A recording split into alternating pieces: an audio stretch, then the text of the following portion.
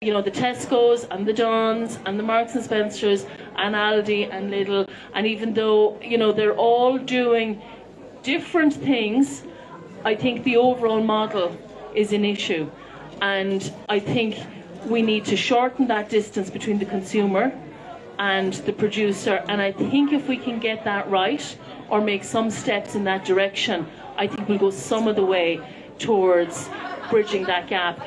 But I don't think there's a silver bullet. I think we're doing there are an awful lot of great initiatives with farmers markets and with some of the supermarkets doing their own individual initiatives, but I think that's just kind of playing around the edge. So I think from what I've seen over the years, one of our biggest issues is the multiples, and if we can get that relationship repaired, I think we'll go a lot of the way towards pulling, shortening that distance again and recreating that relationship between the consumer and the producer. Thank you, Cristiona. Can I just pick you up on the point you're making about the multiples? So what would those changes look like? Are you talking about suppliers? Are you talking about consumers? Who is it that needs to be, minded better in these relationships in the supply chain? I think it's the producers, who need to be minded better in the supply chain. And I know from working in the family food business where I was working up to about 2.5 years ago, I think I've dealt with the multiples. And I've watched them try and push down the prices. And we're coming up to Christmas now, and we'll have Halloween first. I mentioned the C word. We'll have Halloween first, but we're coming up to Christmas, and we are going to see Brussels sprouts for 37 cents a bag. And that needs to stop. And every year we say that needs to stop. And we said it last year and the year before, and we're going to say it again this year. But it really does need to stop. And the producers need to be looked after. And if they're not, we're going to see more and more exiting the market, which will then continue to lengthen that distance between the consumer and the producer, because after a while the Brussels sprouts won't be grown in Ireland. They'll all be coming in from abroad, as we've seen with the 37-cent carrots as well. So I think it's where the multiples really need to step up is in looking after the producers, so that the producers are still there next year and the year after. And we need the producers there for a variety of reasons. We need the producers there because there's employment within those businesses. That's one thing. We need them because they're part of our community. We need them, they're part of our heritage. But we also need them from a climate change point of view. We need that our Brussels sprouts and our carrots are actually coming from down the road, not from Spain or Italy or wherever it might be. And yesterday I was at Mount Congreve is fabulous gardens in Waterford. It's one of the best gardens in the world. That's not me saying it. But that's reopening now to the public, and we were there yesterday. And my 6-year-old who's down there, he got a bottle of apple juice, and the apple juice was apples from the gardens in Mount Congreve. And we're never going to get back to that for everything, but we need to make the effort so that those traditions stay alive and those businesses stay alive. That's fantastic. I am curious as to how we can make the multiples do those things. Obviously it's in their interest to be able to supply the food as cheaply as possible and to buy it in as cheaply as possible as well. How can we communicate with the public so that people are more willing to pay higher prices for food from supermarkets as opposed to going to farmers markets if that's the way it is? And what can government do to ensure that suppliers get a better deal, especially those horticultural growers? Well, to be honest, I think the first step is the consumers. It's what can the consumers do? And look at the middle of a cost of living crisis is not when we want to be paying more for some of the basics, and we know that. But none of this will happen on Monday. None of this will change between now and Monday. We're talking. It's taken many years to get us to this stage, and it's going to take many more years to resolve this issue. But I really think if the multiples hear from the consumers that the consumers want change, and that the consumers want carrots that are grown out the road, I think the multiples will step up, because it all comes from the multiples. If a decision in the buying office in any supermarket sets the tone for everything that happens further down the line. So whether it's the type of packaging that your apples or your carrots or whatever it is, or your meat or your cheese or whatever it is comes in, that's decided by the multiples. That's decided in the buying office. So if the buying office knows that you want recyclable packaging, recycled packaging, no packaging, loose fruit and veg, cheese where it's cut off the slice instead of pre-packed, if the multiples know that that's what the consumers want, then they'll react to that. And I mean, anybody who's been on holidays or has been to any of the supermarkets that we have here, where there's another version on the continent. So I'm just going to mention Aldi and Lidl, but you've got Marks and Spencer, you have them all. You'll see that in other countries they're already doing some of those things. So it's some of the supermarkets are already doing like concentrates for wash up liquid and washing powder. Those things are there, they exist, they're branded in their own livery. It's there, it's ready to go. It's just that they reckon the Irish customers don't want that yet, or aren't ready for it yet. So if we get ready for these things, and whether it's concentrate for our washing powder, or whether it's loose carrots, or whether it's Brussels sprouts from out the road, if we send them that message, we're their customers, they're going to act on that. Thank you so much, Christina. I'm sure we'll come back to some of these topics. But now I'd like to invite Daniel to tell us about his work coming at the same issues, maybe from the point of view of the producer, the farmer. Thanks, Ive, and very interested in listening to Christina there. So my own background is I'm a Clonmel man, Tipperary man. I haven't attended this festival before, but I'm pleasantly surprised with the crowds and the diversity of stands that are there. So my own background would be I come from a dairy farm outside Clonmel.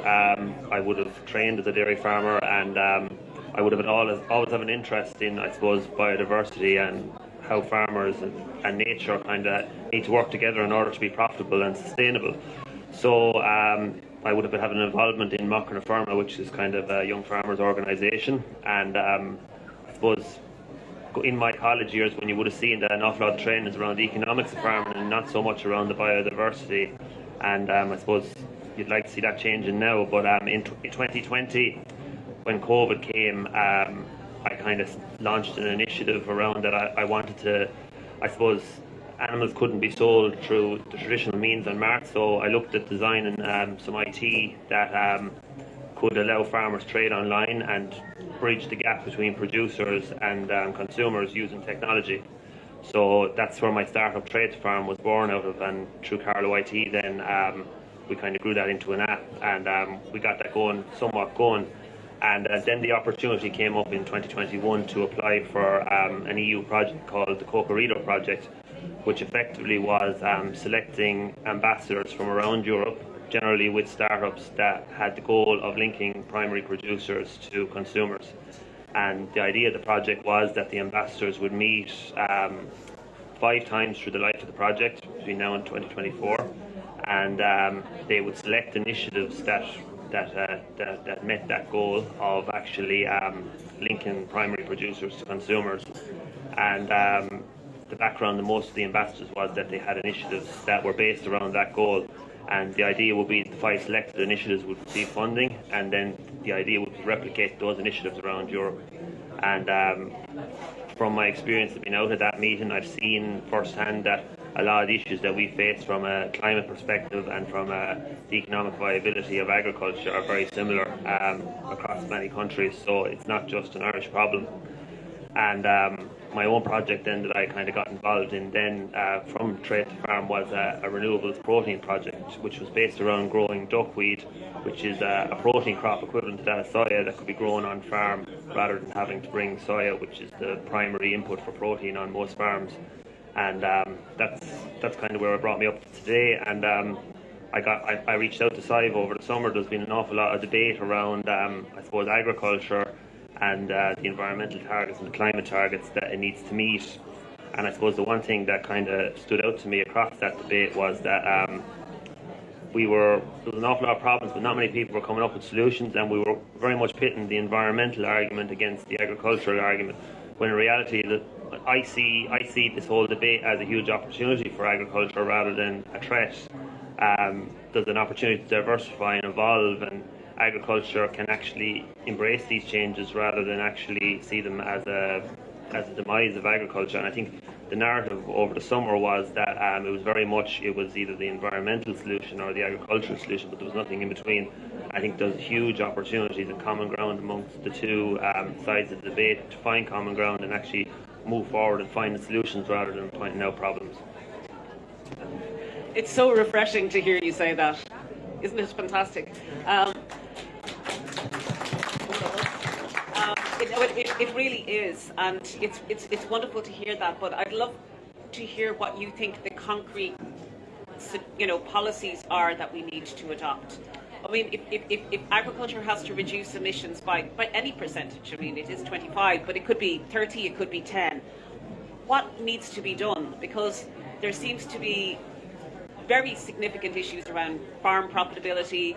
And John McHugh earlier was telling us that many dairy farmers are highly in debt, and that it would be very difficult for them to sustain herd reductions or losses, given the model that they're working in at the moment. So what's the solution? How do we marry those two agendas and challenges together? I think that's very true, and that point is very relevant. We have to remember that in 2015 it was government policy to remove quotas, and it was huge.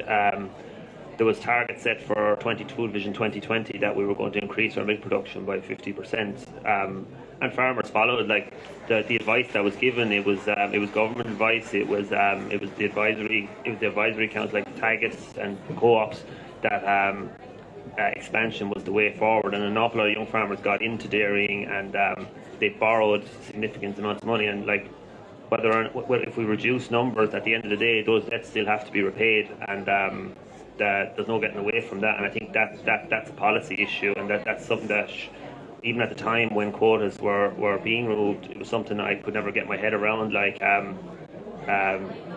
Endless expansion isn't going to be sustainable. There is other industries within agriculture such as beef, tillage and veg growers. There's a range. It can't all just be one industry.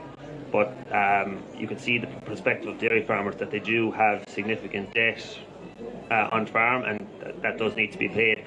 But as for what can be done, personally I feel a lot of the solutions that are being put out there neither solve the climate issue that we're facing or agriculture's problem of being more susceptible. Take, for example, there's an awful lot of talk around anaerobic digestion. The government put €12 million forward for that. Anyone that's knowledgeable on that will tell you that your average digester will cost you €5-6 million. So we're talking about building 500 digesters, and we've funding in place that effectively will build 2 over 5 years.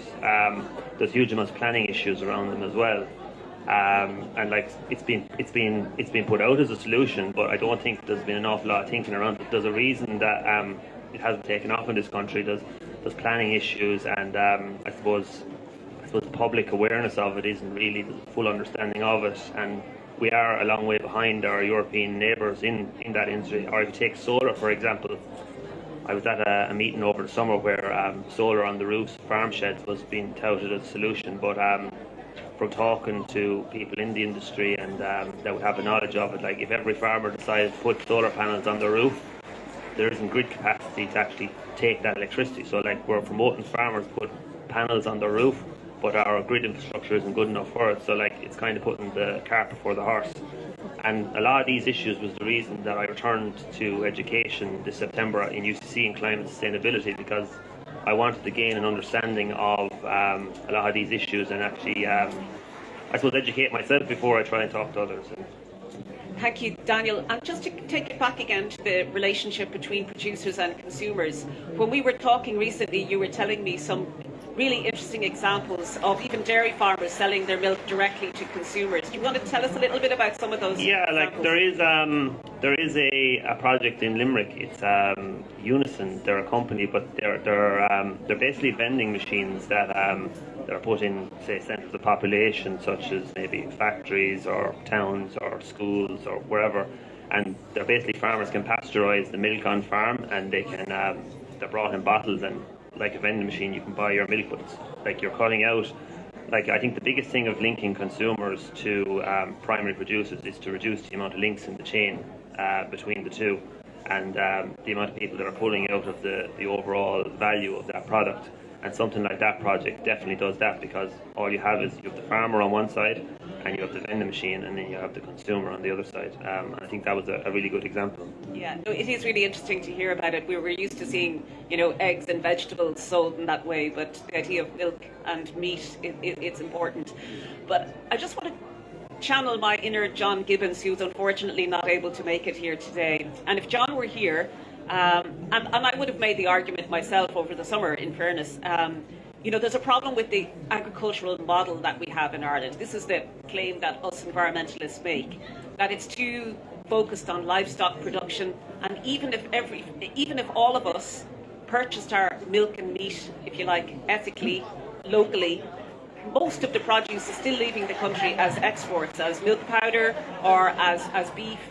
So how do we tackle climate change and biodiversity loss without tackling the model? And I'm just wondering what each of you might want to say about that. I'll let Christine. Wow, I don't know how to answer that. That's a very big question, and I mightn't be sitting here if I had the answer to that, if I had the silver bullet answer. I think there are an awful lot of pieces to that jigsaw, and I think there are an awful lot of moving parts. I think it is currently it's an unsustainable business model, absolutely. And I do think the export side of it is a big part of that from a climate point of view. I think the reason the export part of it is so big comes back to what Daniel was saying, which is the phenomenal investments that farmers have made, and the huge amounts of money that have been invested, and the huge loans they have, and I think it comes back to what we were talking about earlier, which is paying a fair price for the produce. And I think if we could increase the price that the producers are being paid, and that may not necessarily end up hitting the rest of us in our pockets. I do think, as I said earlier, I think the multiples have an enormous role to play in this. And I don't know of any of those multiples whose profits are low at the moment. And I think that there's room for them to manoeuvre there. And I think if we can get the message to them that we want them to step up to the plate here, I think the payments to the primary producers could increase.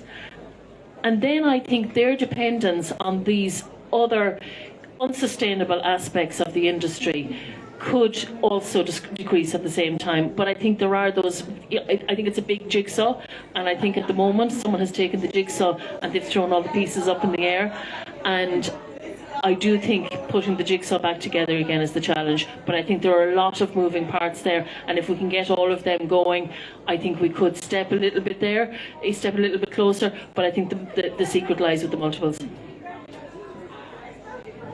I can't let you away with that, I'm afraid. So that's fairer prices. Is that supposed to compensate farmers for producing less? Is that really what you're saying? Is that what the direction we would need to go in order to be more sustainable, is what I mean?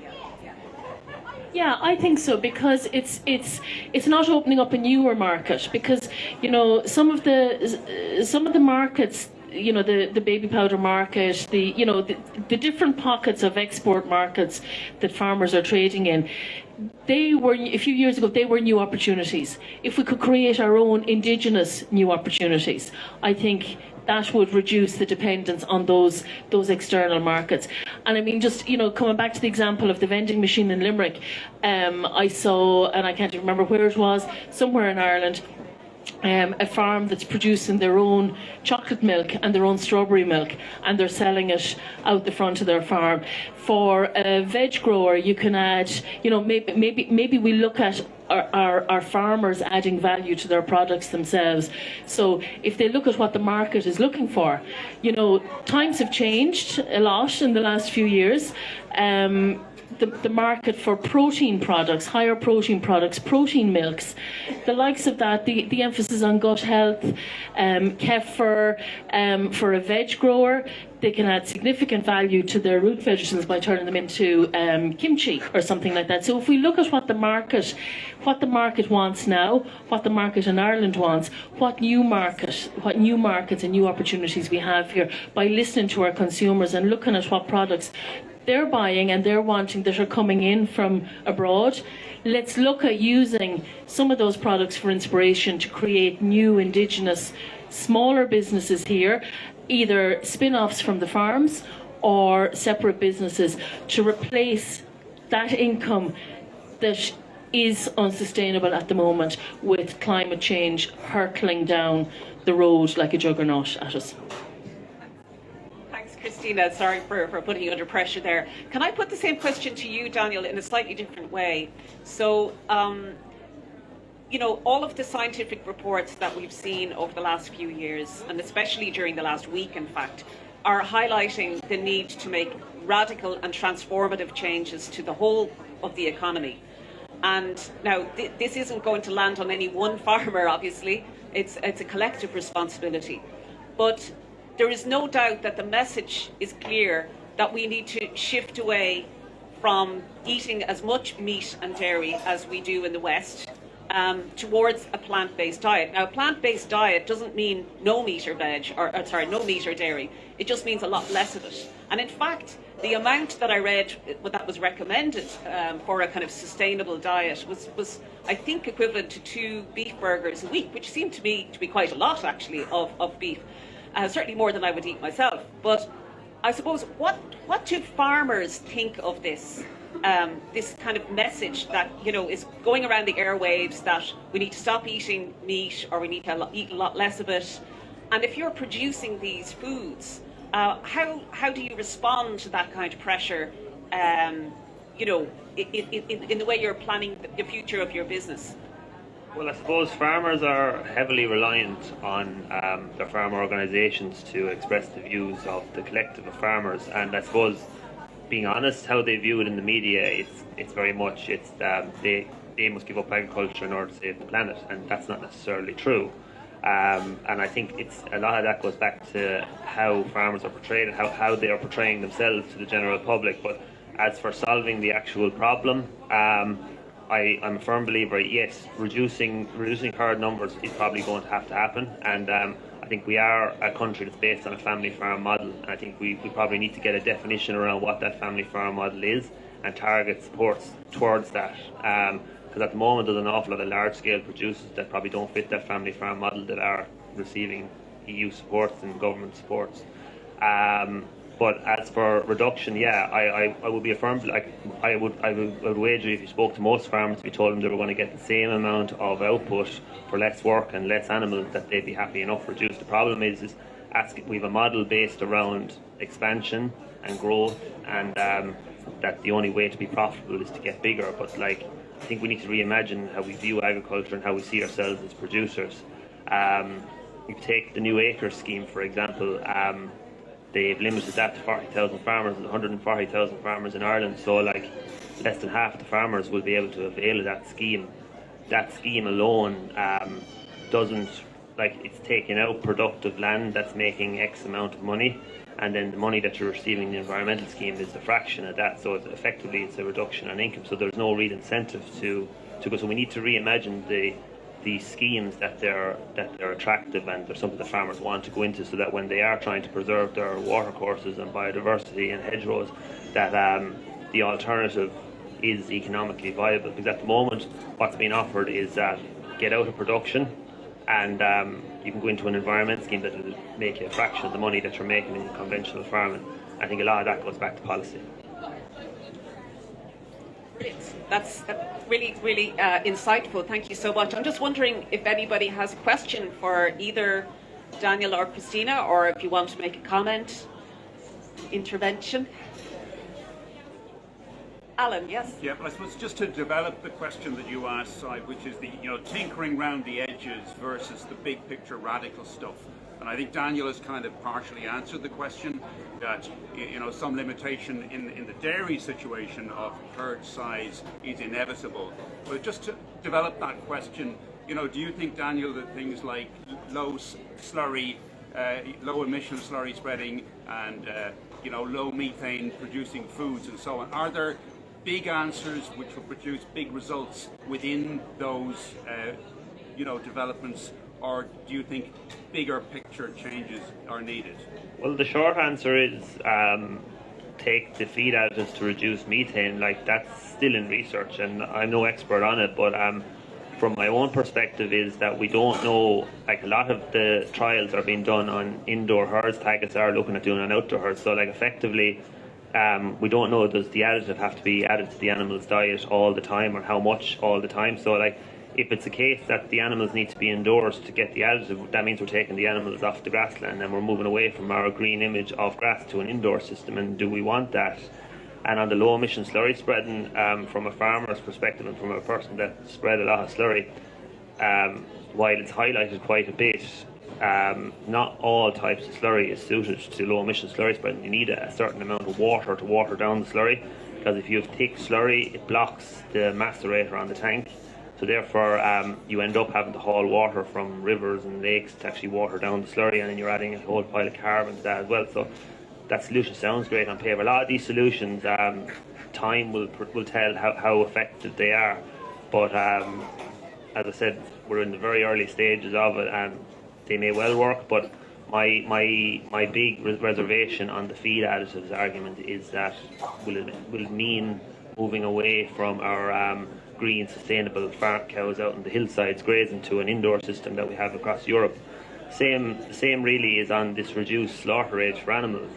What people don't realise is that 90% of the calves in Ireland are born in February, and if you count 30 months forward, those animals are normally killed in November 2 years forward. So that means that they've grazed out on the grass, and they've fattened. They've got most of their diet from a grass-based diet. If we pull that age back from 30 months back to 24 months, yes, we take the animals out of the system earlier, but it means that we have to feed them a higher level of concentrate, and their last 100 days before slaughter is in an indoor environment and not on a grass-based environment. So once again, we've pulled away from our grass-based model and gone to an indoor model. So I think that while a lot of these solutions sound good on paper, when you actually think them out and tease them out, they do require further. That'd be my opinion on it. Do you have any other comments to make in response to Alan's question about tinkering at the edges, or are there technical solutions we should adopt? I think from listening to Daniel, I think we can see the technical solutions are there. And I think what's really important is that the constructive conversations happen. Because what we saw during the summer was warfare. That's what we saw. We saw that, farmers pitched against environmentalists, and look, it made for good headlines, it made for good social media posts, it made for good front pages, it made for great clickbait in silly season, let's face it. But the technology is there, the ideas are there, and the people, there's nobody who knows the industry better than Daniel and all of the other farmers who are working in it day to day. And if the right people can get into the right rooms and have the right conversations, I think it can be sorted. That would be great. Any other questions? I said if. Any questions? Comments? Yes, yourself. Just to remark on the signs, targets and IFE especially try to ignore the fact that the grass-based system relies on fertilizer, on nitrogen fertilizer, and they don't refer from where it is coming. And what is needed to produce it is not in the carbon calculation. Absolutely. We know that it's coming from Russia, and that you need a lot of gas to make it, absolutely, and ammonia. So it is problematic. Now, earlier, before you guys joined us, we had another farmer, John McHugh, who's farming organically, and he was explaining that he doesn't use any synthetic fertiliser or any additives at all. So I'm just wondering, what would it take to make you or other dairy farmers switch to organic production? What would make it attractive? Well, I suppose organic production, I suppose I'm talking to a number of them, like, it is niche, and like I suppose you'd need a huge amount of consumer interest to buy the product. The big worry is that the government are putting a push on people to go into organics, but like anything, if everybody gets in, you flood the market, then you end up being no better off than what you are in conventional farming, and you end up with maybe an awful lot more work and an awful lot more paperwork. Like, organics requires an awful lot of extra paperwork with organics, and there is a transition period from going from conventional farming to organics. But on your question on fertiliser, I suppose how we manage our slurry and our organic manures and I suppose more organic fertilisers are there. I suppose they probably need to be promoted more in the ag colleges when young farmers are being trained, because currently an awful lot of training is around putting out your urea at certain times of the year and your candid at other times of the year, and it's all based around chemical fertiliser. And I'd be slow to say that older farmers will be adaptable to change, but I think you get an awful lot more traction if you targeted those education as the new young farmers coming on stream. Fantastic. Any other comments or questions from anybody? Yes, Declan.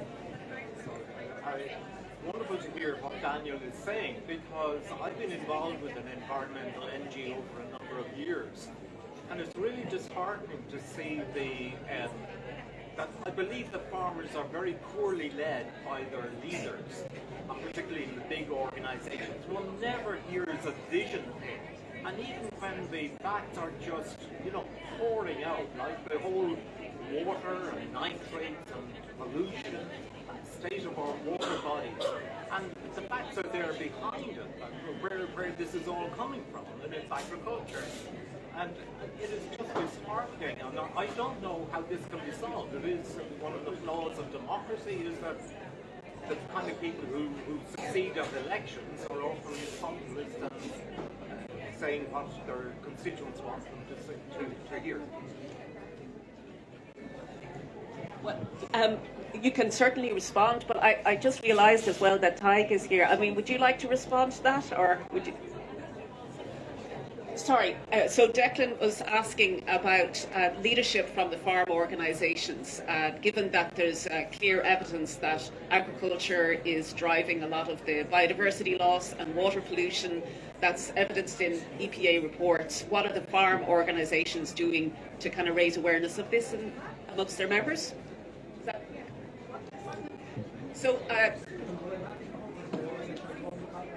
Well, if you'd like to, it's just to give you the opportunity if you'd like to, but you don't have to. We can wait. We can wait until 3.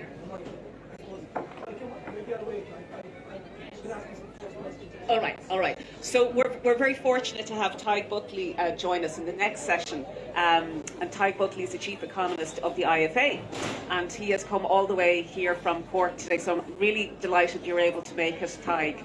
So we might revisit this question during the panel discussion, and it's kind of been coming up in different ways, that it's very difficult to have the kind of conversations that we need to have.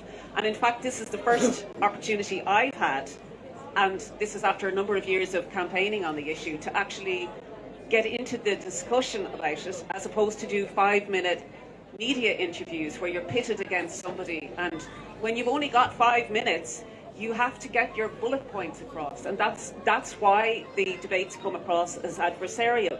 But those of us who are engaged in this kind of work, and Una is there as well from Birdwatch Ireland, know that in reality, we're talking to farmers all the time, certainly in your work, and the reality is that conversations happen in a very different way, in a different mood, when you have time to tease it out. But anyway, Daniel, you wanted to reply to that in any case about the farm.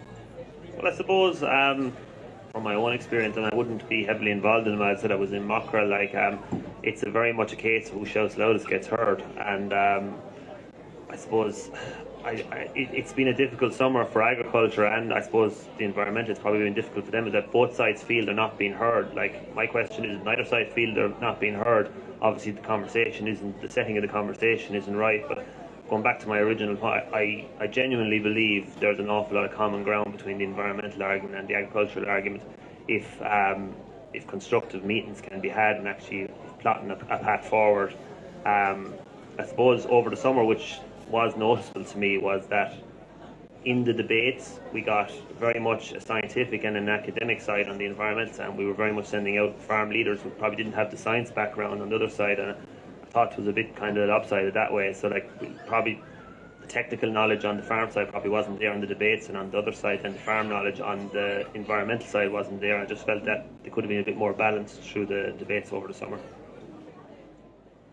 Absolutely, and I will add to that by saying that it is very frustrating when you are aware of the severity of the climate crisis to be constantly having to make the basic scientific case that there's an urgent need to act on emissions. And unfortunately, the longer we leave it to act, becomes even more challenging, and it's going to be painful. It's going to be painful, and not just in one sector, but across society, across the economy overall.